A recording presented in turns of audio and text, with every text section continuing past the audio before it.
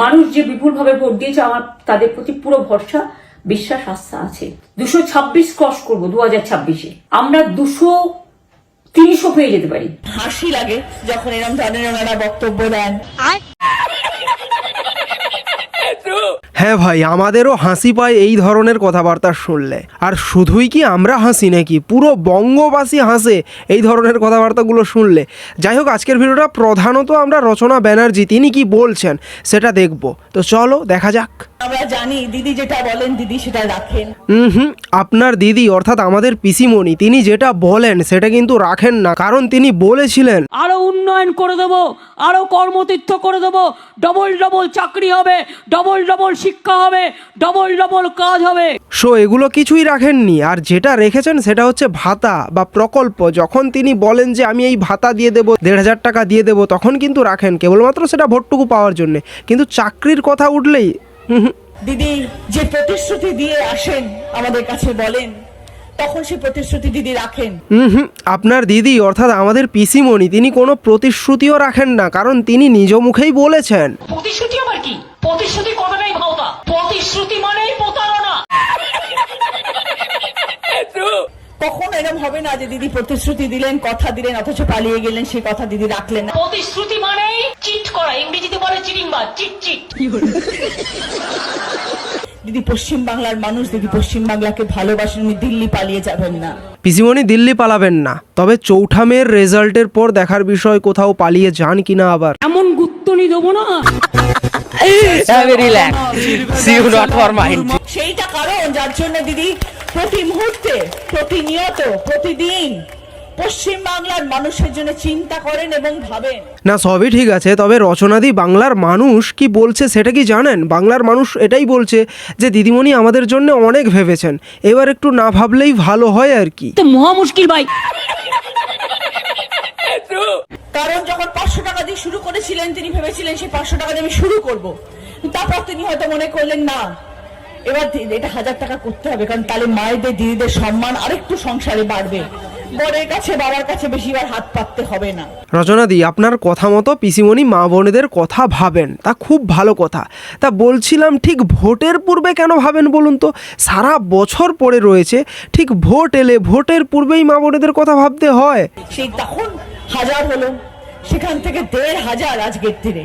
বলতেই পারেন 1500 টাকা এমন কি টাকা, যেটা আমাদের বিরোধী পক্ষরা বলছে 1500 টাকা এমন কি টাকা। 1500 টাকা অনেক টাকা।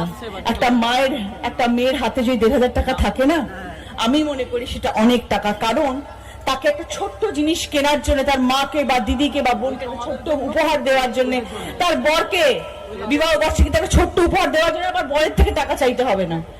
সেখান থেকে একটা ছোট্ট জিনিস নিয়ে বরকে দিতে পারবে যে এটা আমার টাকা। আমার টাকাটা কোত্থেকে এসছেন? আমাদের নেত্রী মমতা বন্দ্যোপাধ্যায় আমাকে দিয়েছেন, তাই জন্য আমি তোমাকে উপহারটা দিতে পারছি। রচনাদি এই 1500 টাকার জন্য বেশ বড় বড় বাতিলা মারছে, বেশ বড় বড় ভাষণ মারছে। বলছে যে 1500 টাকা নিয়ে নিজের হাত খরচ চালাবে, নিজের স্বামীকে গিফট দিতে পারবে, বিভিন্ন কথাবার্তা বলছে বিভিন্ন ধরনের। তা বলছিলাম রচনাদি, 1500 টাকা যদি আপনাকে দেওয়া হয় আপনার হাত খরচ চলবে? আপনার স্বামীকে আপনি উপহার দিতে পারবেন? মনে হয় 1.5 লাখ টাকার নিচে তো আপনার হাত খরচ হয় না। না, আর বাংলার মেয়েরা 1500 টাকা নিয়ে সন্তুষ্ট থাকবে? বাংলার মেয়েদের 1500 টাকার প্রয়োজন নেই। যারা শিক্ষিত, যারা যুবতী, তাদেরকে যদি সঠিক কাজ দিতে পারে, চাকরি দিতে পারতো এই সরকার, তাহলে 1500 টাকার কোনো প্রয়োজন ছিল না। এটা নিজের সম্মান, আর সেই সম্মান আপনি পাচ্ছেন কারণ আপনি মহিলা এবং তিনিও মহিলা, তাই জন্য সেই সম্মানটা আপনারা অর্জন করতে পারছেন। ভাই, আমার খুব জানতে ইচ্ছে করছে, রচনাদি যখন এমপি হননি তার পূর্বে রচনাদি কি ওই 1000 কিংবা 1500 টাকার সম্মানটুকু নিতেন? মনে তো হয় নিতেন না। সম্মান বলছে এটাকে।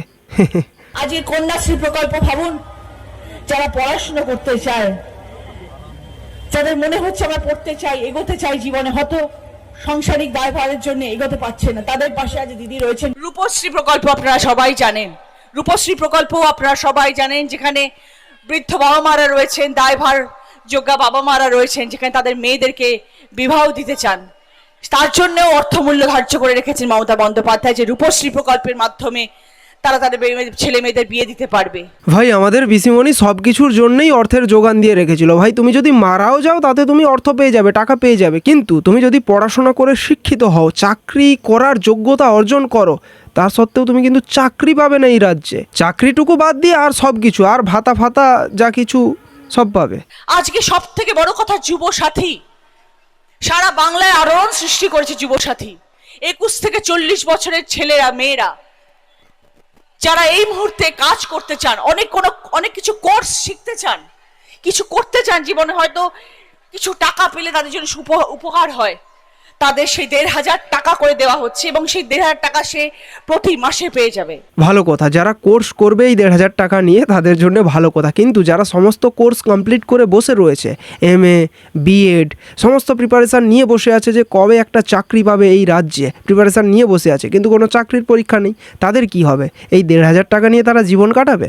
সেই টাকাটাও তাদের কাছে কতটা উপকার, কারণ সেই 1,500 টাকাটা সেই মাসেই যে খরচা করতে হবে সেটা কিন্তু নয়। সেই 1,500 টাকা যে 4 মাস ধরে জমায়, তাহলে তার জন্য সে 6,000 টাকা সে একটা ছোট্ট কোর্স করতে পারবে, সে একটা ছোট জিনিস পড়াশোনা করার জন্য কিনতে পারবে। সেই জন্য আজকে আমাদের এই যুব সাথী।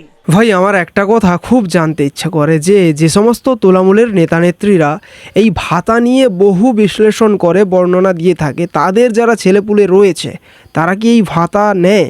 আমার খুব জানতে ইচ্ছে করে। যতদিন দিদি থাকবেন, যতদিন তৃণমূল কংগ্রেস সরকার থাকবে, ততদিন মনে রাখবেন দিদি কথা দিয়ে যে প্রকল্প রাখেন, দিদি সেই কথা রাখবেন। কোনো দিন পশ্চিমবাংলার মানুষকে ধোকা দিয়ে চলে যাবেন না।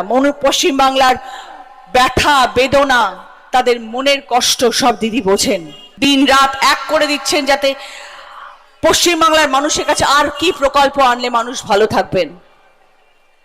কারণ দিদি জানেন যে এবার 2026-এ যখন দিদি আসবেন, এটা আপনাদেরকে আমি বলে রাখছি, দিদি আসছেন পশ্চিমবাংলায়, আবার মুখ্যমন্ত্রী হয়েছে 2026-এ, সেটা আমরা সবাই জানি।